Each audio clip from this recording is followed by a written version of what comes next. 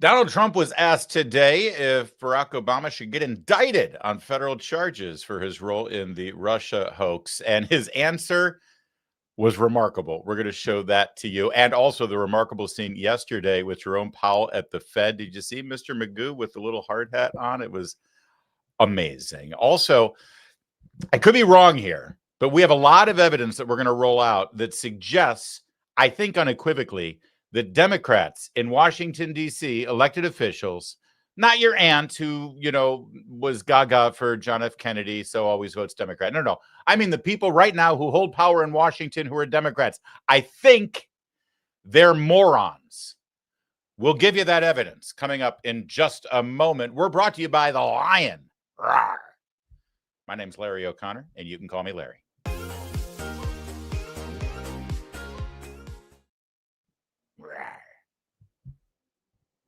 If you care about staying sharp and informed, make the Lion part of your daily routine.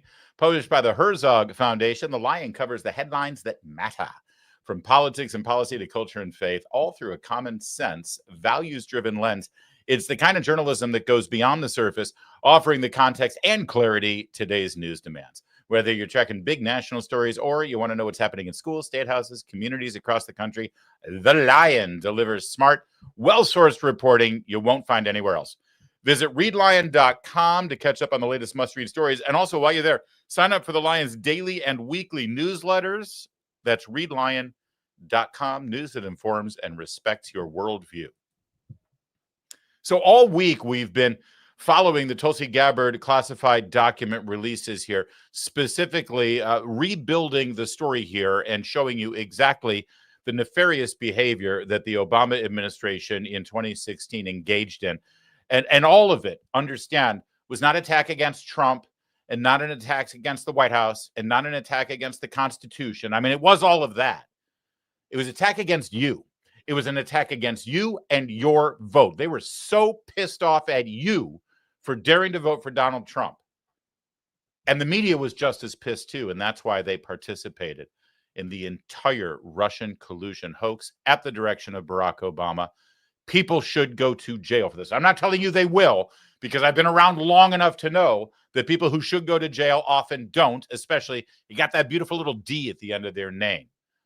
But we know more now this week than we did last week about the details, and so much of what we assumed and thought and suspected has been confirmed in writing documentation at the time about what John Brennan, James Clapper, Jim Comey, and of course Barack Obama did. Today, on his way to Marine One in the South Lawn of the White House, heading to Scotland, President Trump was specifically asked about Barack Obama's involvement and the possibility that he could get indicted. Now, by the way, this was part of like a rambling, impromptu 20-minute engagement with the media, answering questions about literally everything. But this part really caught our eye. Take a look. All you have to do is take a look at the dossier, the fake dossier. Everything's fake with that administration. Everything's fake with the Democrats. Take a look at what they just found about the dossier. Everything is fake. They're a bunch of sick people. How do you think that the Supreme Court ruling that benefited you on presidential immunity would apply to former President Barack Obama and what you're accusing him of doing? It probably helped them a lot. Probably helped them a lot, the immunity ruling. But it doesn't help the people around him at all. But it probably helped them a lot. He's done criminal acts. There's no question about it. But he has immunity, and it probably helped him a lot. He owes me big. Obama owes me big. Obama owes me big. Now, listen, this validates what we suggested to you earlier in the week, that no, President Obama probably will not get indicted directly because of that immunity. Still holding open the question of whether treason falls under a presidential act. Don't think it does. He could be an unindicted co-conspirator, though, and that would leave a mark, I think, on that legacy. Quite a big, fat, freaking asterisk next to his name. All right, to help me unpack this story and some of the other extraordinary things we've seen from Donald Trump just in the last 24 hours is our friend, our pal, our colleague. He is, of course, the morning radio host on Salem Radio nationwide from 6 to 9 Eastern and also on Salem News Channel. He's as erotic as a Coldplay concert. He is the one and only Chris Stigall. Chris, thank you for joining us. Did you just say I had a big asterisk? No. That was Obama. Oh, okay. I've worked really hard. I've dropped like over 40 pounds. You're looking good. Sensitive. Thank you. For you. So that's, first of all, the whole press conference. I mean, the comparisons to Joe Biden can never end between these two men. But I mean, I don't know if you saw all of it, but he literally took questions from about everything. And in fact, at one point, there was an impromptu sort of seminar on monetary policy and the value of the dollar, how it affects trade, what China's. I mean, it was remarkable. But I know you've been covering this story. What do you think of that answer there about Obama and the people around him?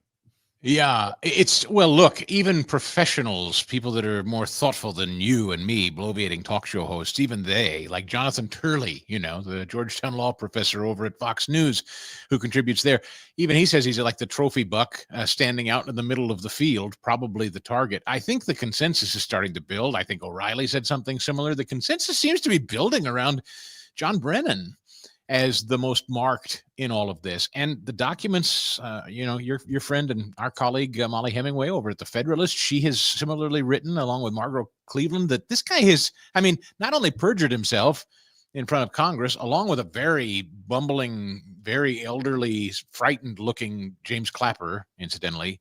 I'm not sure about him, but this particular odious individual seems to have not only perjured himself, but written. I mean, he's in very written form. Yeah. I know there's no there, but let's make some magic happen. And underlings say to him in writing, in all caps, no, this is bad. This isn't legitimate. We shouldn't use this.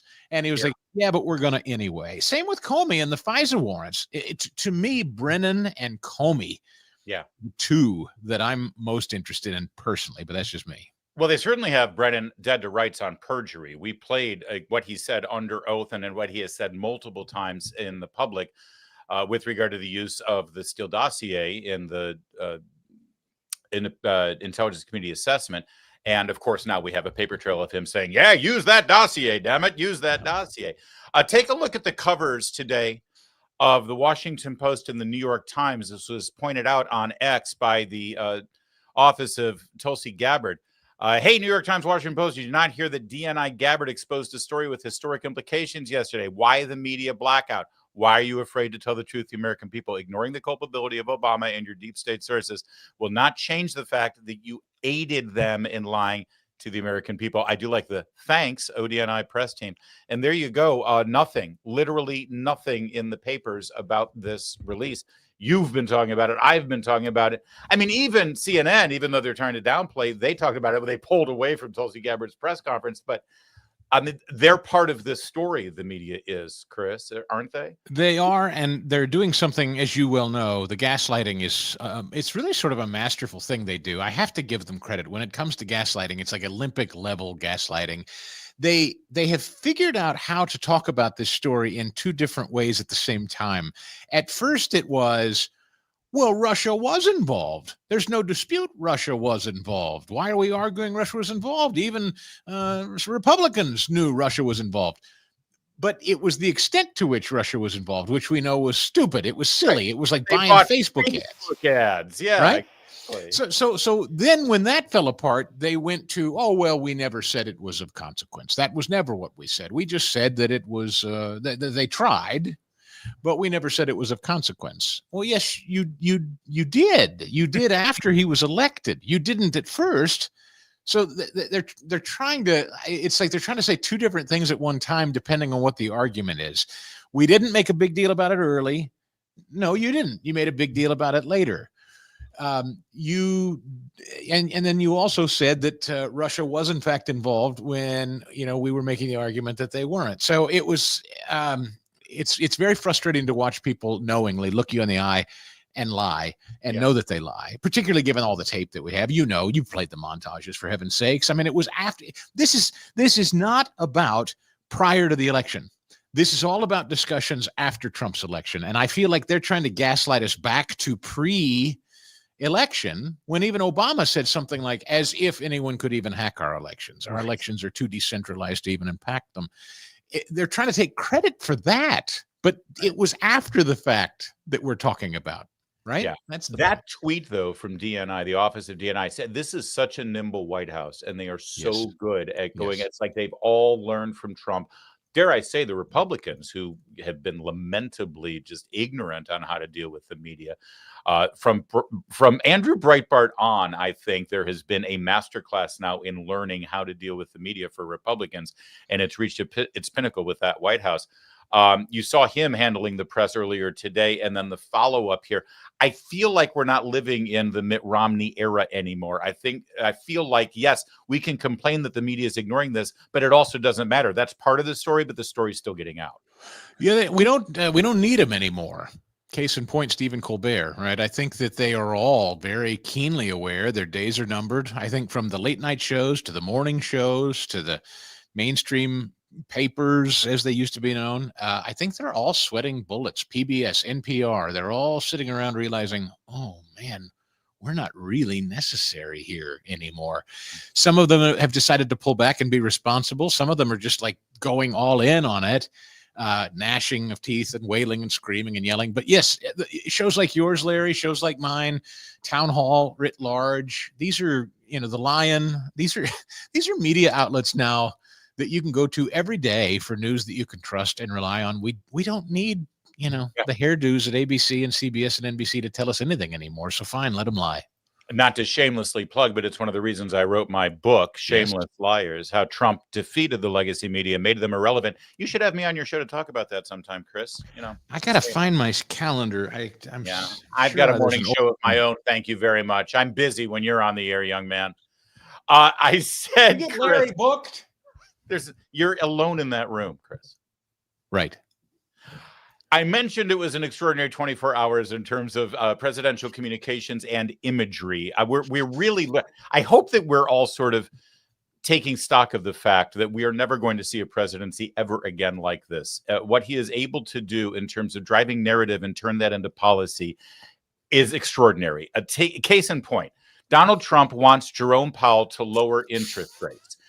He has been told by probably some pretty smart advisors, including his Treasury Secretary, that if he fires Jerome Powell for not lowering interest rates, the markets will react. It's not going to be a good look. So what do? The president puts on a hard hat, goes and tours the renovation job at the Fed, which is now like over $1 billion over budget, and then has this extraordinary exchange with the cameras. About 3.1 billion, went up a little bit, or a lot. So the 2.7 is now 3.1. I'm not aware of that. Yeah, it just came out. Yeah, I haven't heard that from anybody at the Fed. Yeah, it just came out. Chris, he reached into his pocket, Chris, to pull out the numbers and show it to. I'm sorry, I just got to let it go. But that's just that move. Oh yeah, it just came out. My favorite is the cartoony Jerome Powell. What? This is so, and it's the facial expression from Powell is proof of what you're saying.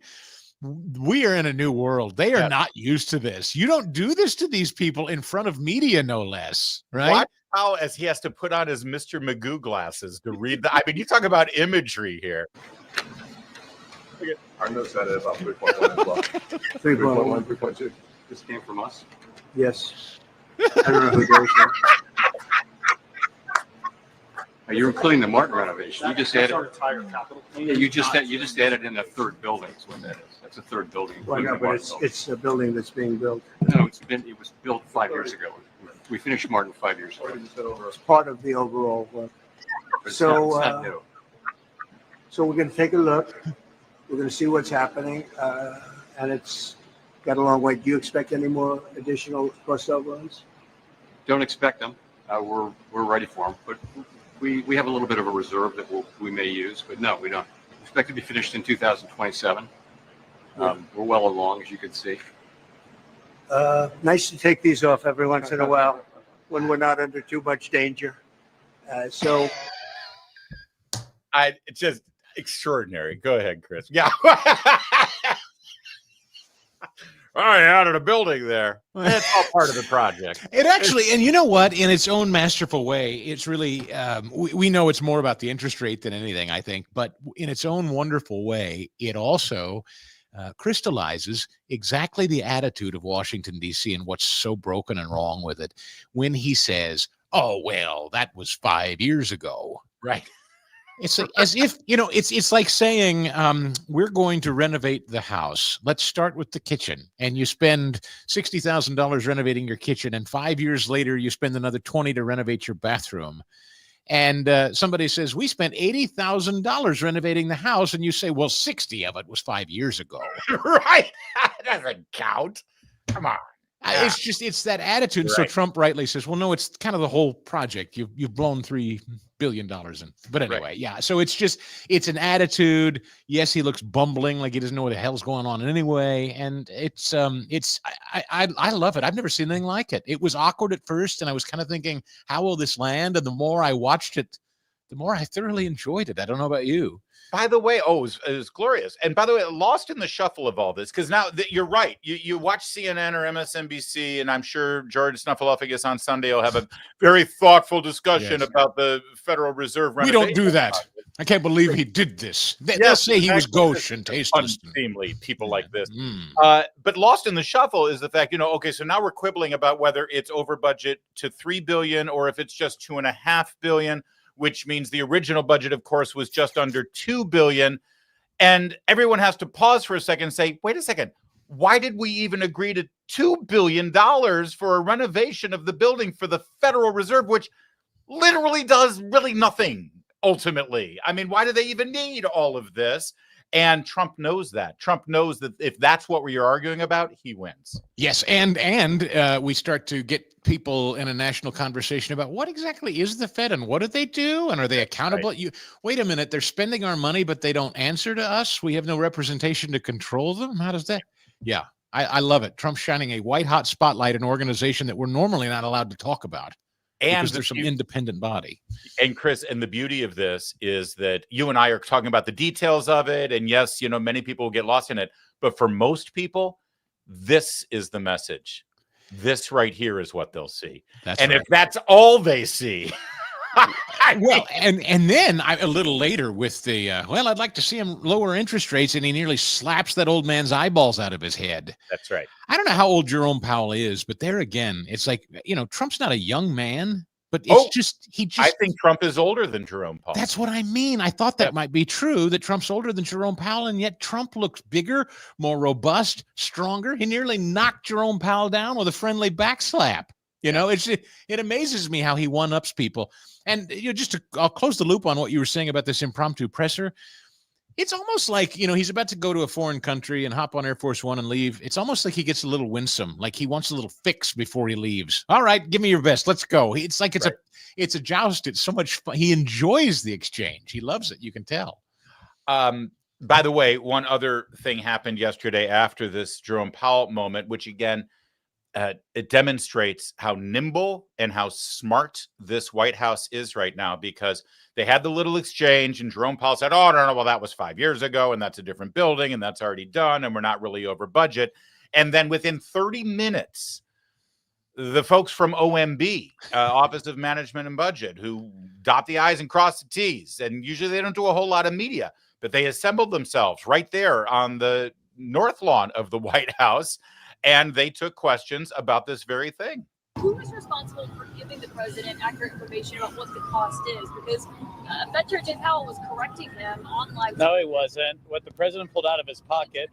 The president pulled out of his pocket a page from the FOIA request of the Fed's own internal documents that is available on their website. So it's available for their. You're saying he's wrong? No, what the president is saying is the entire construction project that's going on, which is a build and renovation project over the last number of years, is currently at $3.1 billion.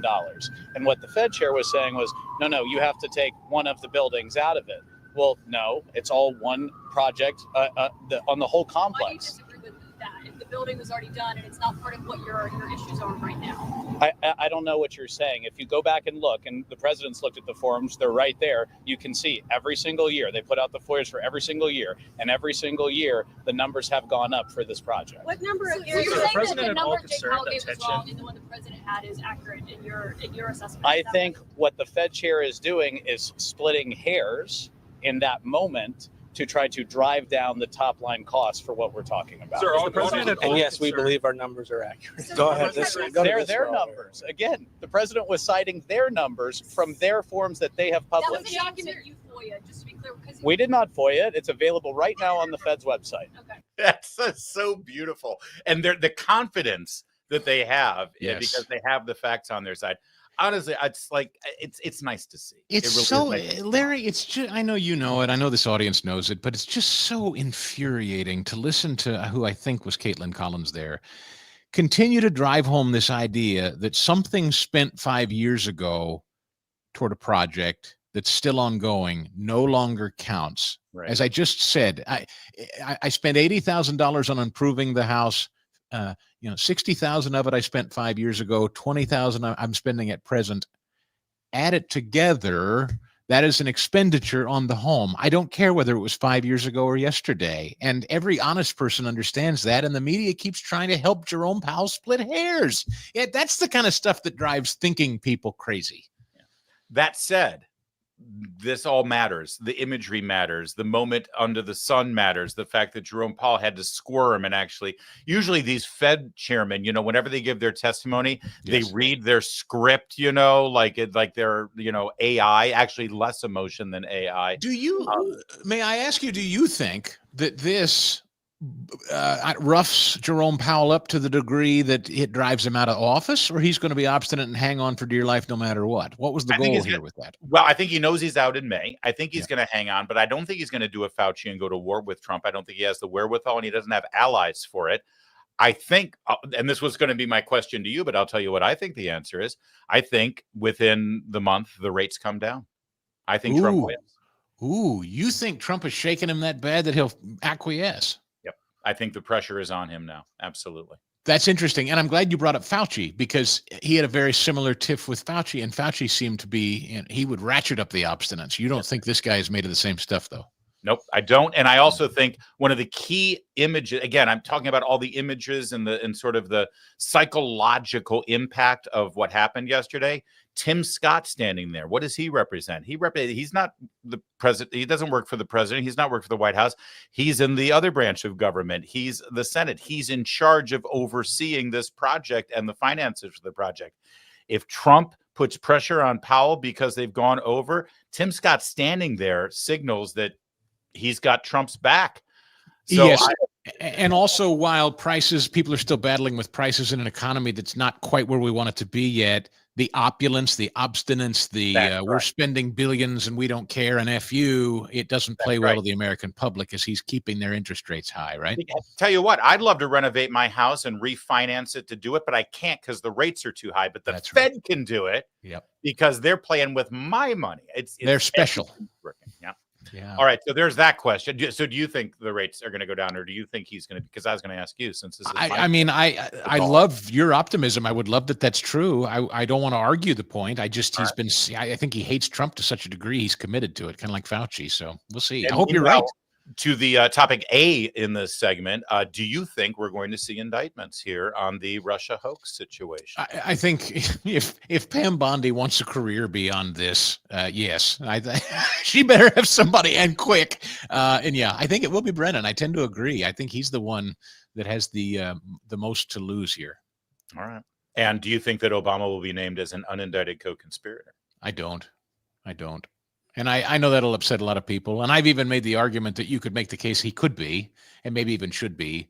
But Trump, he's made the point before. He's been reticent to go after Hillary Clinton. Remember, lock her up until he got there. And they was like, I got bigger. That's what I've always admired about Trump, for as small or petty or whatever as they claim he is.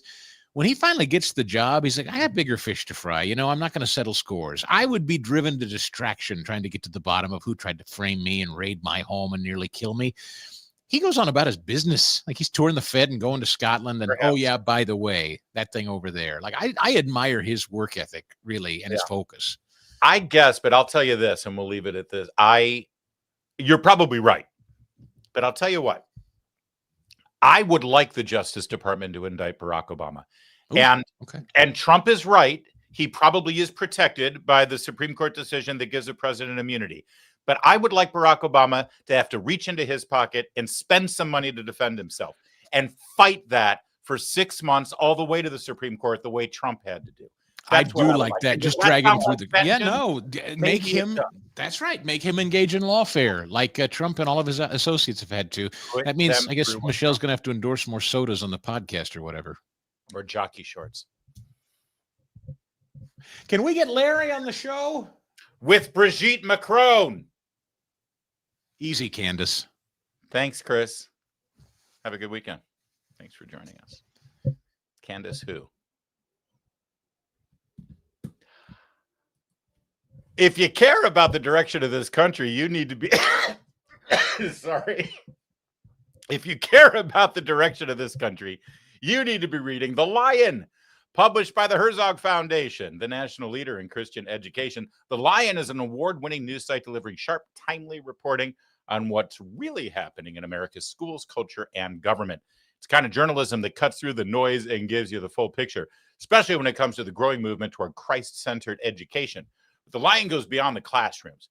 It covers parenting, faith, freedom, and the cultural battles shaping our future.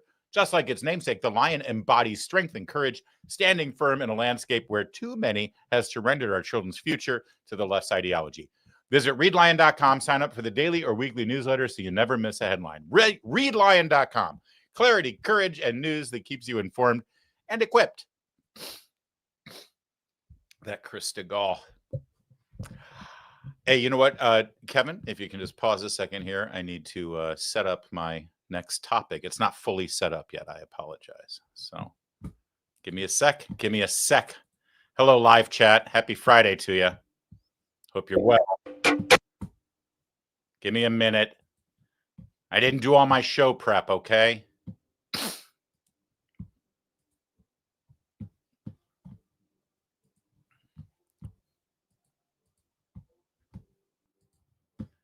All right. I think we got it. Sorry about that. Let's do this again. Mazie Hirono is a moron.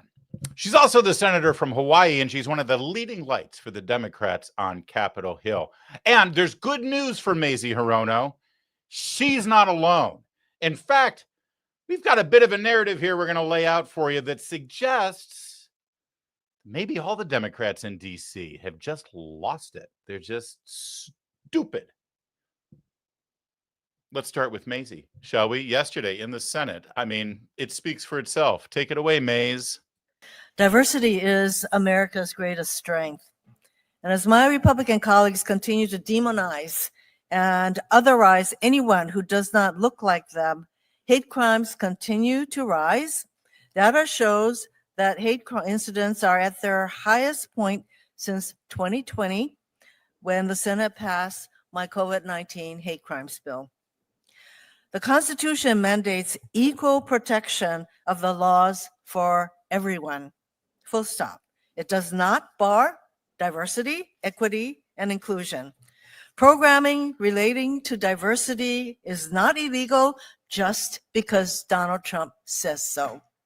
That is why I have introduced a pro-diversity resolution joined by all of my Democratic Judiciary Committee colleagues, reaffirming our commitment to the fundamental values of diversity, equity, inclusion, and accessibility. I am proud to be from a state that is home to the nation's largest share of multiracial Americans. In Hawaii, we don't fear diversity. We embrace it. It is what brings us together. That is why I find it so confounding that my Republican colleagues are so fearful of diversity.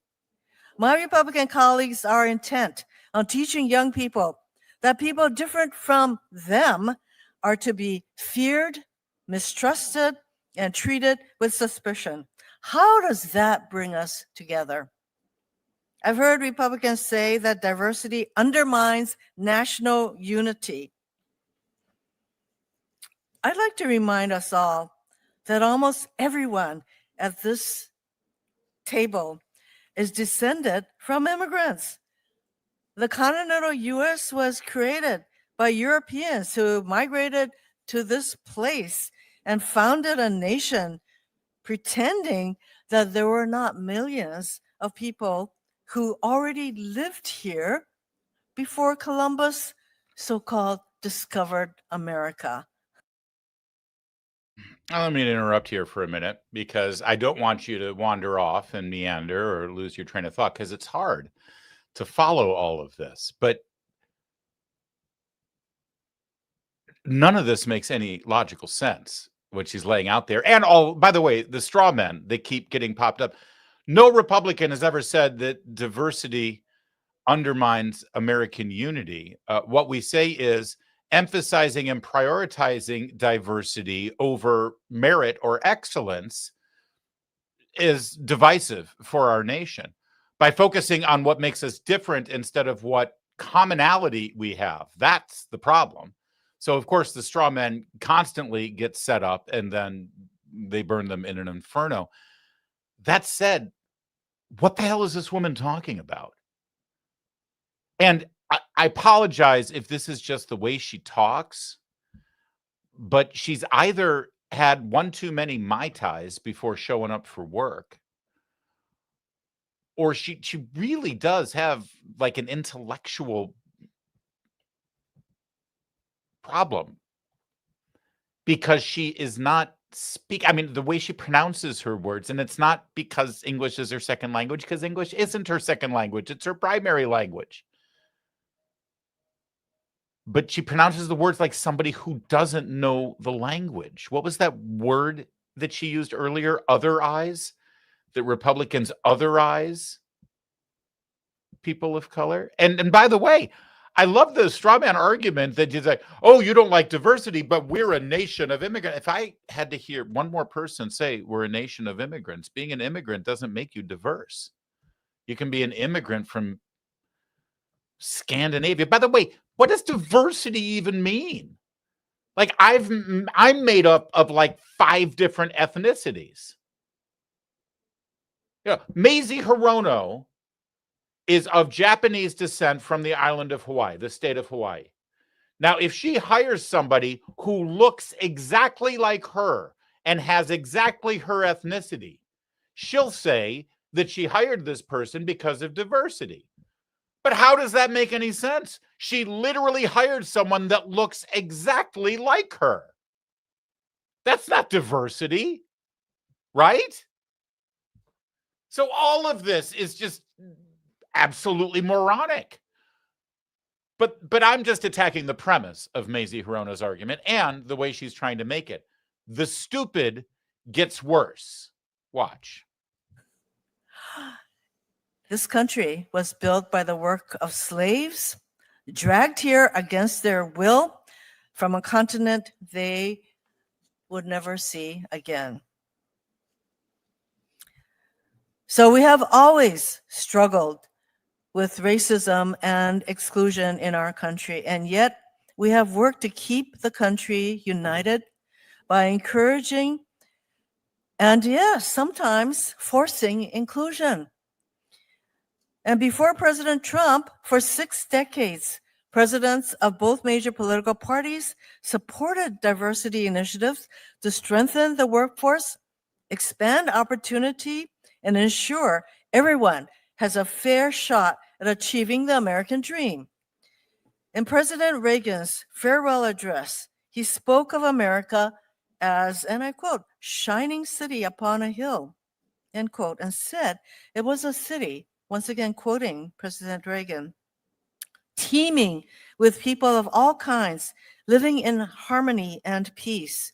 And if there has to be city walls, the walls had doors, and the doors were open to anyone with the will and the heart to get here. Diversity does not undermine American unity. It's what creates it. All right. First of all, take Ronald Reagan's name out your mouth, if I may quote Will Smith. Not that I would slap you, but keep Ronald Reagan's name out your mouth. All right. I love it when Democrats now, 40 years after the fact, love quoting Ronald Reagan as if they're being profound to make some point when they thought Ronald Reagan was Satan when he was in office. They undermined everything Ronald Reagan did. I assure you, Mazie Hirono, when Ronald Reagan was president, was probably marching in the streets protesting Ronald Reagan, calling him a racist. Every single thing they say about Donald Trump right now, they said about Ronald Reagan. I was there. I know it. Go to the Young America's Foundation Reagan Ranch Center in Santa Barbara, California. They have a whole exhibit on all the headlines and all the media coverage of Ronald Reagan, and it's eerily familiar. That said, she's so stupid she doesn't understand the point that Ronald Reagan was making. Yes, our nation is a shining city on the hill, which, by the way, is a biblical reference, Mazie. And it is made up of people of all races and ethnicities. But what was that last part that you seem to not understand because you're a moron? Singing in harmony. What does harmony mean? It means that you're singing, first of all the same words of the same song. And you may be singing at a different pitch, but it's in key and it makes a beautiful sound together, because the point is you're all literally on the same page of music, if I can take the metaphor one step further, trying to achieve the same thing because of your love of the music you've decided to sing in harmony. Maybe not in unison, not exactly the same way on the same notes, but they fit together to make a beautiful sound. The diversity that these people support is nothing like that. They don't want to work together. They want to burn it down in the name of diversity. They want to blow it up in the name of diversity. They want to scream you into silence in the name of diversity. So she missed Ronald Reagan's whole point there while she's quoting him, thinking that in some way Ronald Reagan supports her position. But there's more. Diversity is our strength. Unity is our superpower. I do have one yes or no question for Mr. Hamilton. I know you're involved in DEI cases, but has any court opined that DEI is unconstitutional? Yes or no? Yes. Which court? United States Supreme Court. I disagree with you because you're talking about the Harvard case. And you can go read it yourself. And if you are using that case for the proposition that the United States Supreme Court deemed diversity goal as being unconstitutional, you are very wrong. I don't think the Supreme Court said anything about diversity in the entire. You just do shouted admit off that so many diversity, comments. the We goal, could fill a field in Kansas. I'm asking the questions that many here. straw The men goal of we have diversity here. is We're not not talking about unconstitutional. diversity. We're talking about discrimination. The goal of The diversity Supreme Court is has not condemned unconstitutional. discrimination against American citizens. That's it. Colleges, universities cannot discriminate against American citizens You know, on the I'm not basis here of to their give race. you a forum That is to flagrantly basically unconstitutional. spew your anti-diversity rhetoric, okay? You are in court right now, and I would say that no court, including the Supreme Court, has not said that seeking diversity is unconstitutional. Okay, so that was amazing. And by the way, that's Gene Hamilton. He's the president of America First Legal. And boy, Mazie Hirono stepped in it big time there. Has anyone said that diversity is illegal? Well, okay, the idea of, first of all, this question is stupid. But secondly, diversity as it is applied in DEI mandates and standards that specifically reward people based on the color of their skin when their merit did not rise to the level of achieving what they've been given solely because of their color of their skin. For instance, admittance into Harvard, where Harvard took DEI principles to the point where they were racially discriminating against Asian Americans, by the way, Ms. Hirono, against Asian Americans, because Harvard decided we got too many of these Asians here. Too many of them have the high SATs. Too many of them have great grades. Too many of them had wonderful essays. So we can't have so many Asians at Harvard. We're Harvard after all. So they kept Asians out for the sake of other races and ethnicities. A lot of them, by the way, rich white boys and girls with legacy parents whose mommy and daddy promised to let them get into Harvard. And Hirono's on Harvard's side in this. And when called up to the Supreme Court on their discriminatory practices, where they were literally discriminating and excluding people solely based on their ethnicity, the color of their skin, the shape of their eyes, their defense was diversity. Their defense was DEI. And they lost. The Supreme Court said, no, that is not a defense for racial discrimination. Mazie Hirono has no idea what she's talking about. And she just got smacked down beautifully by Gene Hamilton. All right, let's wrap it up with Mazie, because we've got more stupid Democrats for you. Stand by. It is not. Okay, well, I'm out of time. You can see that we are a very divergent group of people here. Intellectually diverse. And on the basis of By the way, she just used the word divergent instead of diverse. Does she think the D or does she think divergent is like a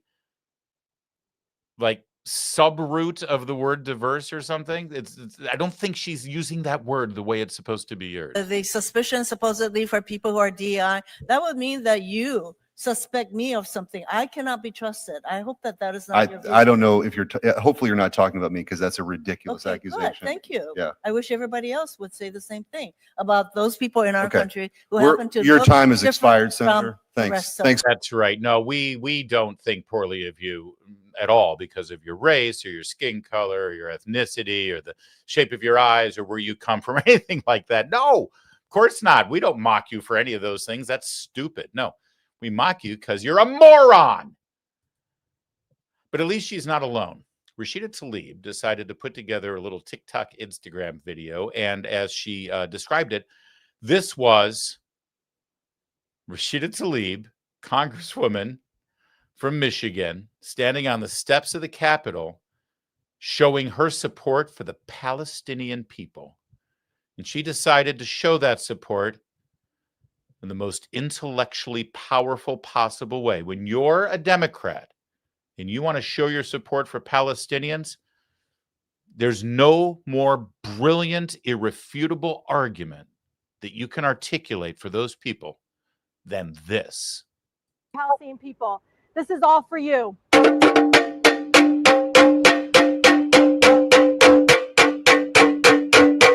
Palestinian people, this is all for you.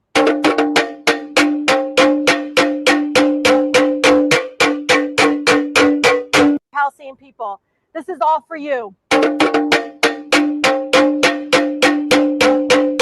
I want to play it on a loop for the next half hour. It's so powerful. I mean, how do you dispute that?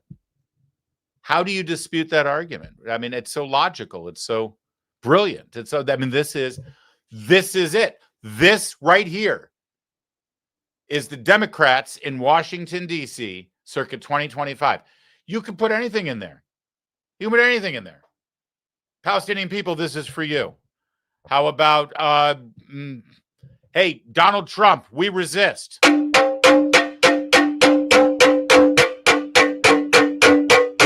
How about transgender men and women?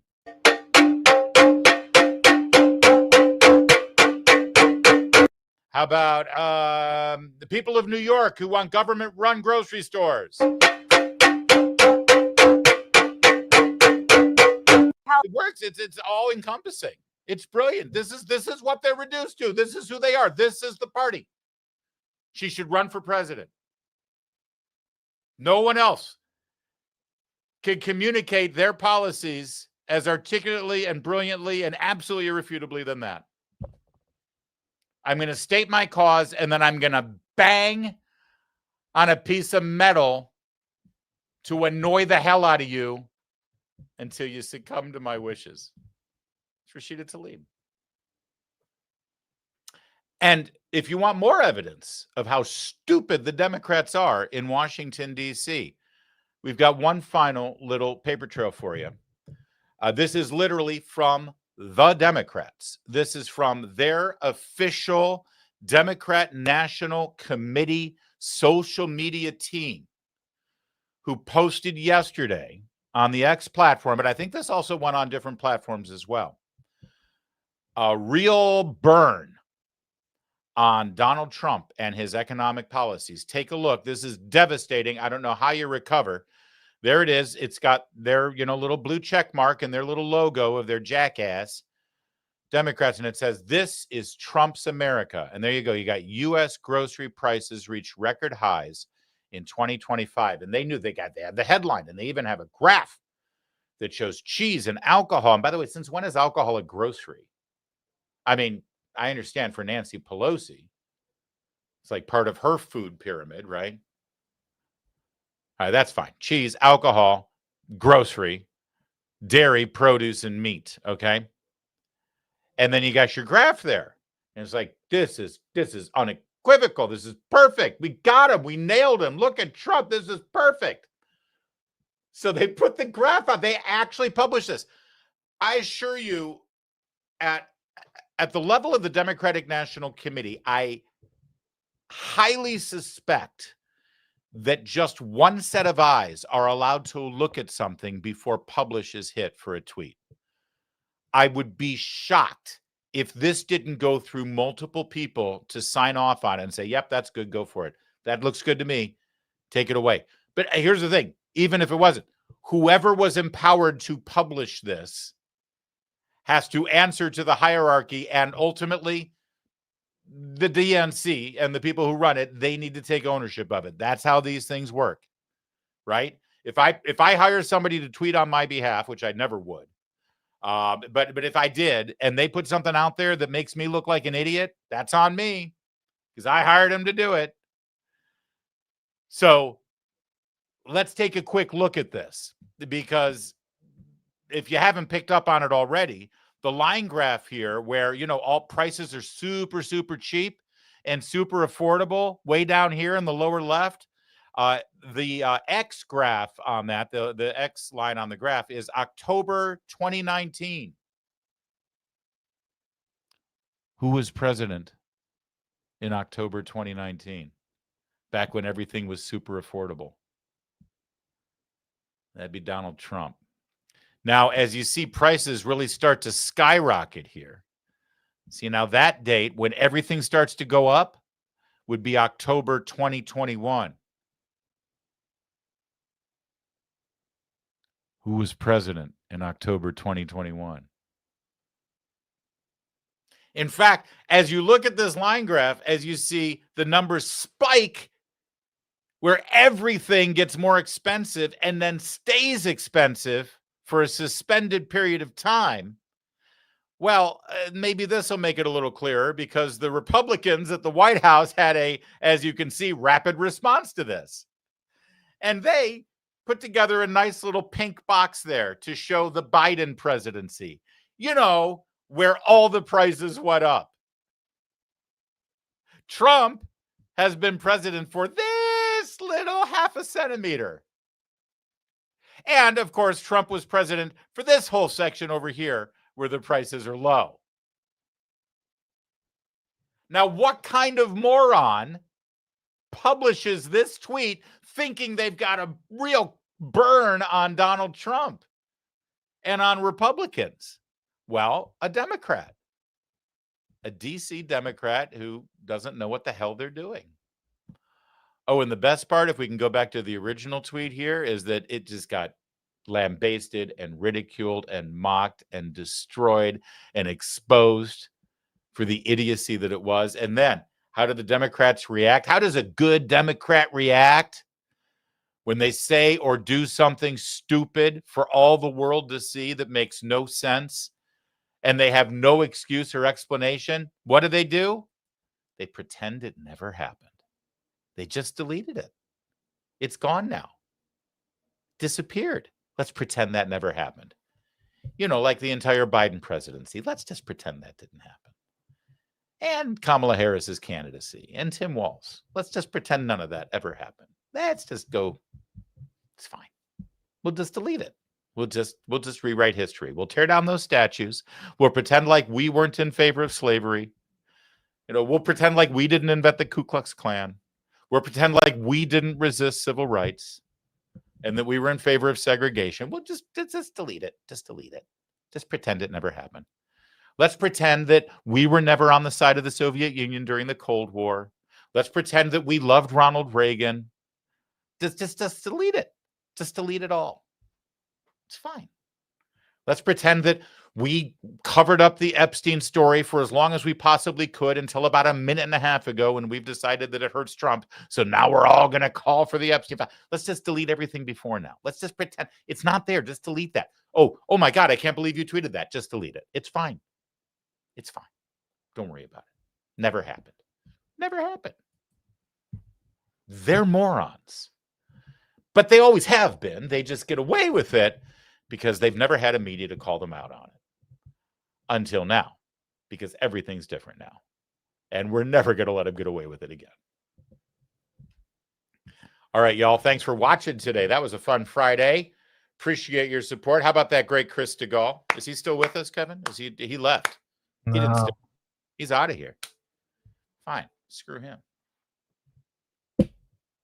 Screw Chris Stigall. No, he's great. That was fun. Kevin, did you enjoy that? Was that, do we have a good show today? 10 out of 10.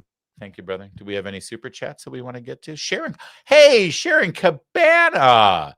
Sharon Cabana is a longtime supporter of my my Substack, formerly my Locals page, Larry VIP, and a very sweet woman. At $20 super chat. That's very generous, Sharon. I'm so glad I was able to make a live show. I don't know how you do all you do, Larry, but I'm glad you do. Well, that's very sweet. I do. You know, it's funny, Sharon. You caught me on a day where it's been a long week.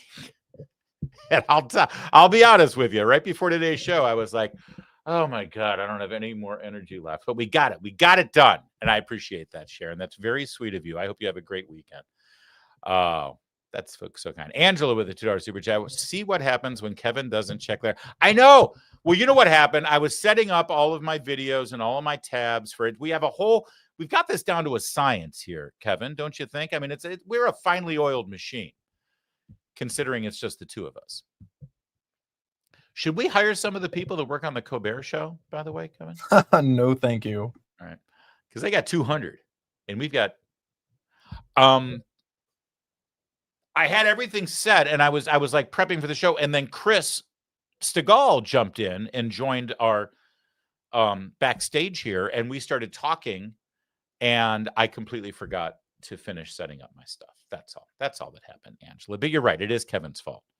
Psychological projectors with 2 pounds. Everyone is equally diverse. I'm a minority of one. And minorities of one. Everyone is equally diverse. Well, yeah, from your perspective, diversity is always in the eye of the beholder, isn't it? Isn't it? Diversity itself, in and of itself, doesn't make any sense. Diversity only works if there is a perspective that everyone agrees on. Like I said, like a Mazie Hirono hires a Asian Hawaiian woman. There's no diversity in that because it's her carbon copy. Right, exactly. I repeat myself. Thank you, psychological projectionist. Do we think that psychological projectionist is British or an expat? Because whenever I get the super chats from psychological projectionists, I want to say them in a British accent. What do you think, Kevin? I don't think you should do that. Well, I'm a man of many talents. That is true. Especially when I have my smart. I look British today, don't I? My glasses. I look like Harry Potter. I should pull out my wand. I'll save that for the OnlyFans. Okay. Angela with the $2 super chat. Hack job, Hirono must go. Come on, Hawaii. I know, it's amazing that Hawaii produced Tulsi Gabbard and Mazie Hirono. But remember, Tulsi Gabbard, who it appears to have more conservative principles and values than liberal, could only win in Hawaii when she ran as a Democrat. Thank you, Angela. $2 super chat. Dems want diversity without Anglos. Not happening. That's right. Diversity means no more of you white people. Thank you, Angela. That's a good point. Psychological projectionist with a £2 super chat says equity equals equality of outcome, which is anti-meritocracy. That's right. Everyone is like blinded by this idea of equity because I think they think it means treating each other equally. And it is, no, it's Marxism. Equity is just a fancy word for Marxist. It should be DMI, not DEI. Thank you, Psychological. God's best friend, also in England, £2 super chat from God's best friend. What a great name, God's best friend. And is that like a hippie Jesus there chilling out with a... It is. There's a halo there. I want to know what that drawing, that doodle is. Rashida, after she's eaten the food bound for Hamas. That's right. The bin was empty because she ate all the support and then she banged on the thing. What the hell was that? Honestly, Kevin, has there been further explanation of that video that I've missed? I have seen nothing, but it's so funny. It's the stupidest. Sometimes I see stuff and I send it to Kevin and he replied and said, yeah, I already got that one. I already got that video. Retired Nana, $5 super chat. The lady from Hawaii is a hypocrite. They call us Howleys. That's right. They do call us Howley. Hearing this for 3 months, I couldn't leave fast enough. Yeah, I remember I was in Hawaii. My ex-wife, by the way, is Asian American and my children are half Asian. Just FYI. So I've been around Asian culture in Southern California and a lot of Hawaiians there. And I was often referred to as a haole. And I didn't know what that meant. And I said, what's a haole? And they got really awkward and they were like, oh, it just means, mainlander. Really? Mainlander? No, it's whitey. A haole is a whitey. Good point, retired Nana. I love that pooch. Patricia Franklin with a $10 super chat. Thank you. Glad I found you a month ago. Love your shows. Thank you, Patricia. We love you too, and we're glad you found me. A lot of people have found us over the last month, right? Crazy cool stats growing. Thank you, Patricia, and thank you for the super chat. Fabulous. If you guys want to help grow our show, and we really appreciate it when you do, of course, liking and subscribing and leaving comments here make a big difference. Comments now suddenly are sort of coin of the realm on the algorithm, so we appreciate all the interaction you give us in the comment section.